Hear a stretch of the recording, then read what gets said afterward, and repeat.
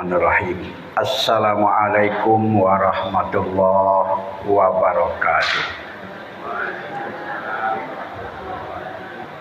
Hamdan wa syukran lillah, salatan wa salaman ala rasulillah. Asyhadu an la ilaha illallah wahdahu la syarikalah wa asyhadu anna Muhammadan abduhu wa rasuluh. Allahumma salli ala sayyidina Muhammad wa ala alihi wa ashabihi ajma'in, amma ba'du.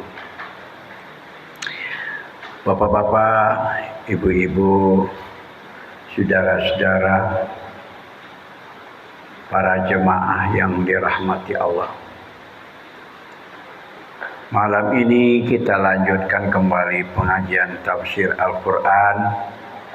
Akan kita mulai dari surat Ali Imran ayat yang ke-109. 109. A'udzu billahi minasy syaithanir rajim. Bismillahirrahmanirrahim. Walillahi ma fis samawati wa ma fil ardh wa ilallahi turja'ul umur.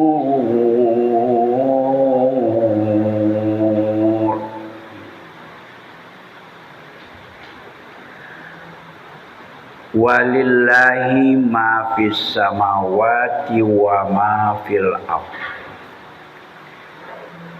Dan milik Allah. Lillahi itu arti milik Allah atau kepunyaan Allah. Maka li itu lam itu namanya lil milik, yang menunjukkan milik Allah. Ma apa saja. Jadi bukan man di situ, tapi ma. Itu menunjukkan apa saja, baik yang berakal maupun tidak berakal, termasuk semuanya. Apa saja yang ada di langit, fis samawati wa ma fil ardh, dan apa saja yang ada di bumi, baik makhluk berakal maupun tidak berakal. Itu semuanya milik Allah. Karena Allah yang menciptakan semuanya. Jadi ayat ini masih ada munasabah dengan ayat yang sebelumnya. Ada korelasi, hubungannya. Kalau di akhir ayat yang sebelumnya dijelaskan oleh Allah. Wa ma'allahu yuridu zulman lil alamin. Allah tidak berkeinginan untuk berbuat zalim terhadap makhluk semesta alam. Jadi Allah tidak beringin melakukan kezaliman. Allah tidak ingin melakukan kecurangan. Karena Allah tidak punya kepentingan untuk melakukan kecurangan. Artinya Allah hanya akan menghukum orang yang bersalah dan akan membebaskan orang yang tidak bersalah. Nah, itu namanya berbuat adil. Allah itu berbuat adil, maha adil. Oleh sebab itu Allah tidak berbuat zalim. Yang berbuat zalim itu kebanyakan dari makhluk Allah di dunia ini. Yang bersalah tidak dihukum, dan yang tidak bersalah dihukum. Nah, itu yang dimaksud dengan zalim, menzalimi, berbuat curang. Kenapa? Karena makhluk itu masih banyak kekurangannya. Ia butuh berbuat zalim, berbuat curang itu ada kepentingannya di situ. Adapun Allah tidak punya kepentingan untuk berbuat zalim, untuk meniaya orang. Apa sebab? Ini jawabannya. Karena milik Allah lah apa saja yang ada di langit dan apa saja yang ada di bumi. Itu semuanya milik Allah. Jadi tidak ada gunanya Allah itu berbuat zalim. Allah itu maha kaya. Dia tidak punya kepentingan untuk melakukan kecurangan. Itu maksudnya.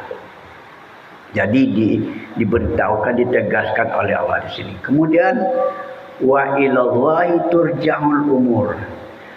Dan kepada Allah akan dikembalikan segala urusan. Jadi ke segala urusan apa saja yang ada, baik di dunia maupun di akhirat nanti, itu yang berwenang adalah Allah. Yang akan menyelesaikan semuanya hanya Allah. Itu namanya seluruh urusan yang ada di dunia dan urusan di akhirat, hanya Allah yang akan mengurus, yang akan menyelesaikannya nanti. Yang bertasarruf, yang berwenang. Itu maksudnya ayat yang ke-109 ini. Kemudian dilanjutkan oleh Allah memberikan informasi kepada umat Nabi Muhammad. Ayat berikutnya, kuntum khaira ummatin ukhrijat linnas. Kuntum itu artinya kamu adalah. Karena asalnya dari kana yakunu. Kuntum itu menunjukkan dulu pernah ada. Adalah kamu dulu. Itu di zaman Nabi. Khaira ummatin, umat yang terbaik. Jadi umat yang terbaik yang dimaksud di sini pertama kali adalah para sahabat Nabi, orang-orang yang hijrah dari Makkah ke Madinah, itu disebut orang yang terbaik. As-sabiqunal awwalun. Orang yang pertama menanamkan keimanan yang kuat kepada Nabi. Maka dianggaplah itu diinformasikan oleh Allah bahwa kamu adalah umat yang terbaik. Ukhrijat linnas, yang dikeluarkan untuk manusia atau diwujudkan, dimunculkan kamu untuk manusia. Karena kamu umat yang terbaik, hendaknya kamu itu ada memberi manfaat kepada manusia. Jadi di mana letak kebaikannya? Umat Nabi Muhammad itu, para sahabat Nabi itu, yang pertama sifatnya ialah ta'muruna bil ma'ruf. Kamu selalu menyuruh berbuat ma'ruf. Selalu menyuruh berbuat ma'ruf, mengikuti ajaran Muhammad dan mengikuti ajaran Muhammad. Itulah tugas yang dijalankan oleh para sahabat Nabi di zaman dulu. Maka dia bisa diakui oleh Allah sebagai umat yang terbaik. Yang kedua, watanhauna 'anil munkar. Dan kamu mencegah dari perbuatan mungkar. Mencegah dari perbuatan mungkar itu ialah mencegah orang jangan lagi menjadi kafir setelah beriman.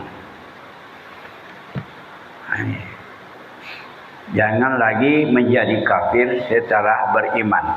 Karena sifat kufur, munafik itu adalah sifat yang mungkar. Itulah yang disebut dengan sifat yang mungkar. Itulah yang dicegah. Orang-orang yang sudah beriman dicegah supaya jangan menjadi kafir, jangan murtad lagi. Itu tugasnya para sahabat Nabi. Kemudian wa tu'minuna billah, dan kamu selalu meningkatkan keimanan kepada Allah.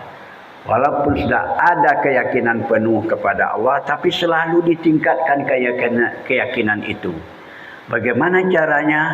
Mereka menambah ilmu kepada Nabi.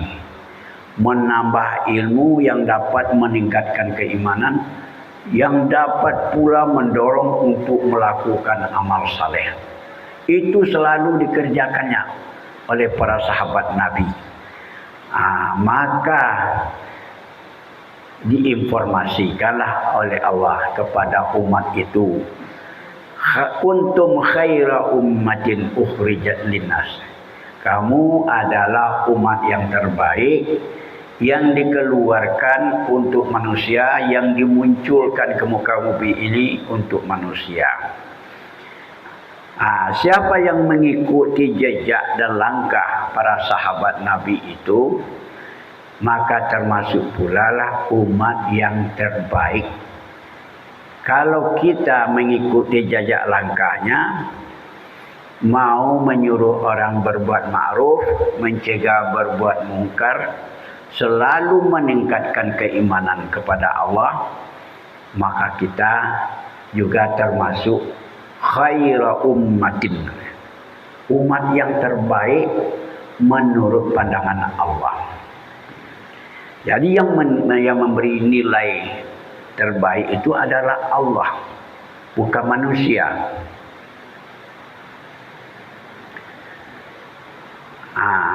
Selanjutnya, walau amana ahlul kitab. Walau amana ahlul kitab, kalau beriman ahli kitab, itu maksudnya ahli kitab Yahudi dan Nasrani yang ada di Madinah pada waktu itu. Kata Allah, kalau seandainya ahli kitab itu, Yahudi dan Nasrani itu mau beriman seperti umat yang terbaik itu, lakana khairal lahum. Sungguh benar-benar adalah mendapat kebaikan. Khairal lahum itu satu kebaikan bagi mereka. Dia bisa juga diberi nilai khaira ummatin oleh Allah kalau dia beriman. Minhumul mu'minun, di antara mereka ada yang mau beriman. Seperti Abdullah bin Salam, waktu itu dia Yahudi. Kemudian dia beriman. Dan ada lagi beberapa orang lagi Yahudi dan Nasrani menyatakan dirinya beriman. Tetapi kata Allah, wa aktsaruhumul fasiqun, dan kebanyakan mereka adalah orang-orang yang fasik. Jadi kebanyakan orang-orang Yahudi Nasrani itu fasik atau kufur, tidak mau taat kepada Allah, tapi dia selalu durhaka kepada Allah, ingkar kepada Allah. Itu kebanyakan daripada Yahudi dan Nasrani. Kan bisa kita lihat sekarang. Dia bertumpuk sekarang di Israel itu, ada Yahudi, ada Nasrani. Keinginannya ingin menghancurkan Islam, tidak ada lain daripada itu. Sudah puluhan tahun dia membantai orang-orang Palestina. Kenapa? Karena keingkarannya kepada Allah. Dia ingin menghapuskan agama Islam, ingin menguasai negara-negara Islam di tanah Arab. Itu kata Allah. Allah yang mengakui wa aktsaruhumul fasiqun, kebanyakan mereka itu fasik, hanya sedikit, beberapa orang saja yang mau beriman. Lalu kalau begitu terus keadaannya, apa kata Allah? La yadurrukum illa adza. sekali-kali tidak akan membahayakan mereka. Yadurrukum, kepada kamu. Kum itu artinya kepada kamu. Mereka itu sekali-kali tidak akan membahayakan kepadamu. Jangan kalian cemas. Jangan kalian khawatir. Illa adza, kecuali hanya gangguan-gangguan kecil. Adza, gangguan-gangguan kecil, mungkin ancaman-ancaman dan lain sebagainya. Itu yang ada di zaman Nabi dulu. Yahudi dan Nasrani yang ada di situ tidak akan membahayakan kepada kalian, kecuali ada gangguan-gangguan kecil. Satu ketika nanti akan kita akan bisa kalian kalahkan, kata Allah. Itu di zaman dulu. Memang Yahudi Nasrani itu tetap pendiriannya tidak akan senang kepada umat Islam. Wa iyuqatilukum yuwallukumul adbar. Dan jika mereka yuqatilukum, memerangi kamu, jika mereka mencoba memerangi kamu, yuwallukumul adbar, mereka itu akan berpaling ke belakang. Kenapa? Karena ada rasa takut. Timbul rasa takut. Setiap terjadi peperangan, setiap mereka itu memerangi umat Islam, umat Nabi Muhammad ketika itu, pada umumnya mereka itu mundur ke belakang karena takut dilihatnya di depan itu ada saja yang menakutkannya. Apalagi ketika perang Badar Al-Kubra itu, umat Islam 300 orang, tentaranya 300 lebih lah, sedikit. Tetapi orang-orang kafir Yahudi Nasrani itu berjumlah 1000 orang. 1000. Lawannya 300 umat Islam. Tetapi ketika terjadi peperangan di Badar itu, orang-orang kafir itu banyak yang mati tersungkur dan banyak pula yang lari ketakutan. Kenapa? Dilihatnya tentara Muslim itu sangat banyak, 3 kali lipat dibandingkan dengan tentaranya. Berarti dia melihat tentara Muslim ketika itu 3000 orang, padahal 300. Apa sebab? Karena Allah menurunkan tentaranya dari langit. Malaikat turunkanlah dari langit, berbaju putih bersih. Setiap panah yang dilemparkan oleh malaikat itu tidak ada yang macet. Semuanya tepat sasaran kepada orang-orang kafir itu. Akhirnya mereka itu yuwallukumul adbar, berpaling dia ke belakang karena takut melihat banyaknya tentara Muslim. Lalu kata Allah, summa la yunsarun, kemudian mereka itu tidak dapat pertolongan. Yang dapat pertolongan adalah umat Islam. Tadi sudah dijelaskan oleh Allah di awal ayat ini, la yadurrukum illa azza. Mereka itu pasti tidak akan membahayakan kepadamu, kata Allah. Sudah dijamin oleh Allah. Kalau kalian tetap berniat menyuruh orang berbuat baik, mencegah kemungkaran dan tetap meningkatkan keimanan, maka la yadurrukumul illa azza. Mereka itu tidak akan membahayakan kepadamu, kecuali ada gangguan-gangguan kecil. Itu dijamin oleh Allah. Inilah kita melihat itu yang berkuasa itu adalah Allah, bukan manusia, bukan jin, dan bukan setan. Sampai di situ lah nak. Ya. Kita ulangi kembali terjemahannya sampai situ, ini panjang ayatnya lagi. Walillahi ma fis samawati wa ma fil ard. Dan milik Allah lah apa saja yang ada di langit dan apa saja yang ada di bumi. Wa ilallahi turja'ul umur. Dan kepada Allah akan dikembalikan segala urusan. Kuntum khairu ummatin ukhrijat linnas. Kamu adalah umat yang terbaik yang dilahirkan untuk manusia. Ta'muruna bil ma'rufi wa tanhauna 'anil munkar wa tu'minuna billah. Kamu menyuruh orang-orang berbuat baik, mencegah daripada perbuatan mungkar, dan kamu terus meningkatkan keimanan kepada Allah. Walau amana ahlul kitab lakana khairan lahum.